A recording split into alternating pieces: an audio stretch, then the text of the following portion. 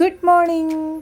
നമുക്ക് നല്ല രീതിയിൽ പടർന്നു കയറുന്ന ഒരു പ്ലാന്റ് വെക്കണം എന്ന് പറഞ്ഞിട്ട് കഴിഞ്ഞ ദിവസം ഞാൻ ഒരു വീഡിയോയിൽ പറഞ്ഞിരുന്നു.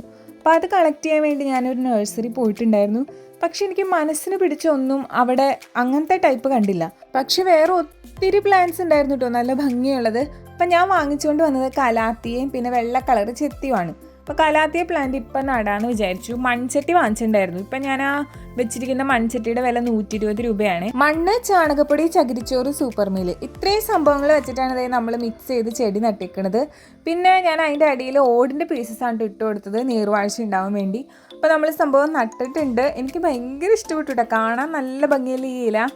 അപ്പോൾ എന്തായാലും അതിന് കുറച്ച് വെള്ളവും കൂടിയൊക്കെ തളിച്ചു കൊടുത്തപ്പോൾ ആ പണി കഴിഞ്ഞു. ഇനി നമുക്ക് വെള്ളച്ചെത്തി നടണം. കഴിഞ്ഞ ദിവസം ഞാൻ കുറച്ച് ചെടികൾ നട്ടായിരുന്നു. അപ്പോൾ അത് കിണറിൻ്റെ വക്കത്ത് കൊണ്ട് വെച്ചിട്ടുണ്ട്, തണൽ കിട്ടാനായിട്ട്. 2 ദിവസം കഴിയുമ്പോൾ മാറ്റി വെക്കണം. അപ്പോൾ അതിനും കുറച്ച് വെള്ളമൊക്കെ ഒഴിച്ചു.